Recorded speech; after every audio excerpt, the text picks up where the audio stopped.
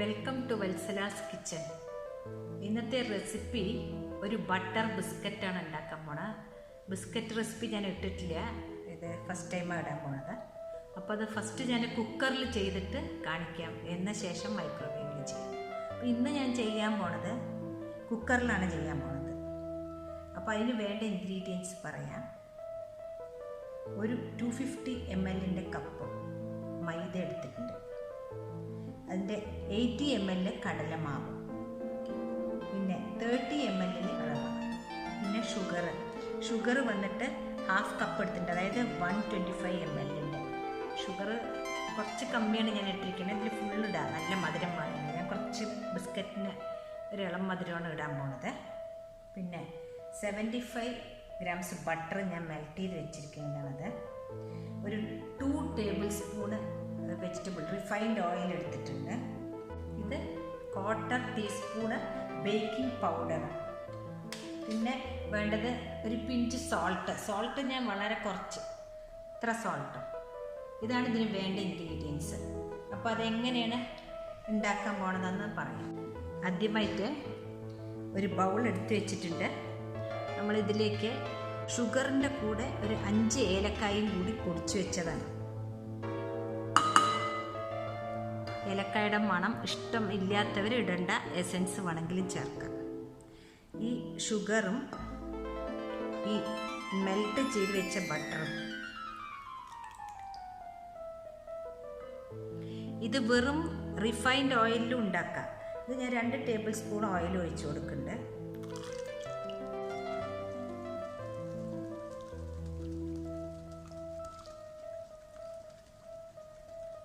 ഇതൊരു 2 മിനിറ്റ് നേരം ഇങ്ങനെ മിക്സ് ചെയ്ത് കൊടുക്കാം. ഇനി നമുക്ക് ഓരോരോ ഐറ്റമായിട്ട് ഇതിൽ ചേർത്തിട്ട് കുഴച്ചെടുക്കുക വേണ്ടു. മൈദ, കടലമാവ്,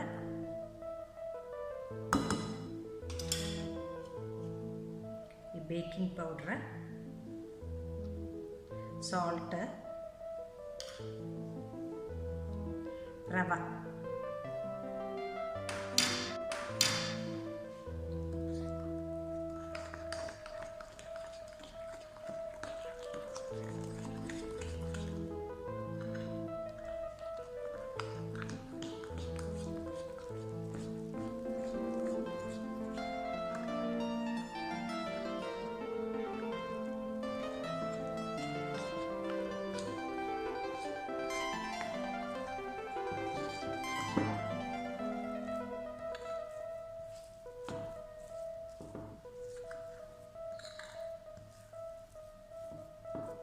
ഇനി നമുക്ക് കയ്യിൽ കുഴച്ചെടുക്കാം.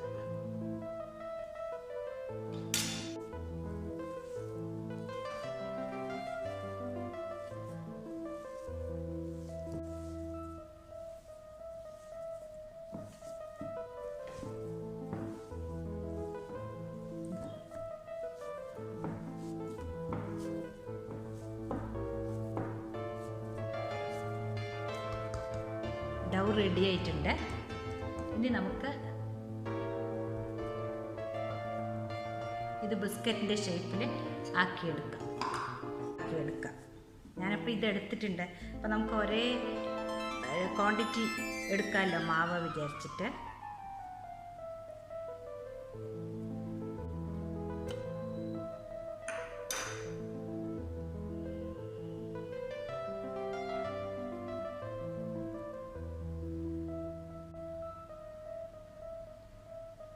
ഒരു റേസിൻ വെച്ച് കൊടുക്കാമെന്ന് വിചാരിച്ചു.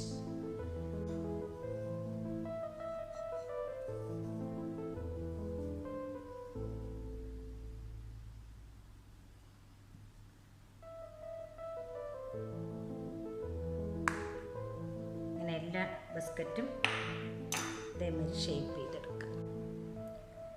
അത് ബേക്ക് ചെയ്ത് കഴിയുമ്പോഴേക്കും അതിൻ്റെ സൈസ് നല്ല വലിപ്പം വയ്ക്കും.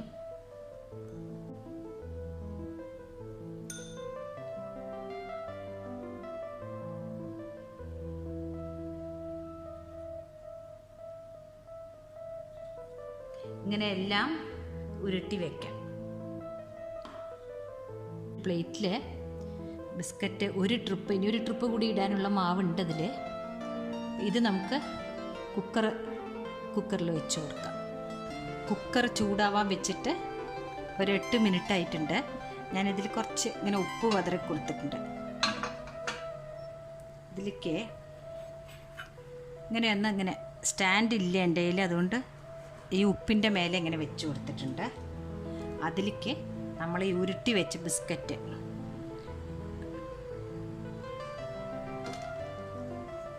പെർഫെക്റ്റ് ആയിട്ടുണ്ട്. ഇങ്ങനെ വെച്ച് കൊടുത്തിട്ടുണ്ട്. ഇനി നമുക്ക് ഇതൊരു 12 മിനിറ്റ് വെച്ചിട്ട് നോക്കാം. ഞാനിപ്പോൾ ഇതാണ് ഞാൻ മൂടി വെക്കേണ്ടത്. കുക്കറിൻ്റെ മൂടിയല്ല എടുത്തിരിക്കുന്നത്.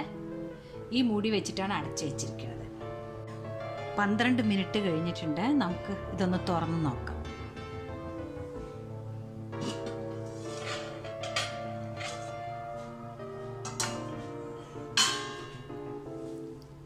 ബിസ്ക്കറ്റ് കാണുമ്പോഴേ കളറെല്ലാം മാറിയിട്ടുണ്ട്. നമുക്കിത് പുറത്തെടുക്കാം. റെഡി ആയിട്ടുണ്ട്. നമുക്ക് അടുത്ത ട്രിപ്പും വെച്ച് കൊടുക്കാം. ആദ്യത്തെ ട്രിപ്പ് എടുത്തിട്ടുണ്ട്. ഇപ്പം അത് കാണിച്ചു തരാം.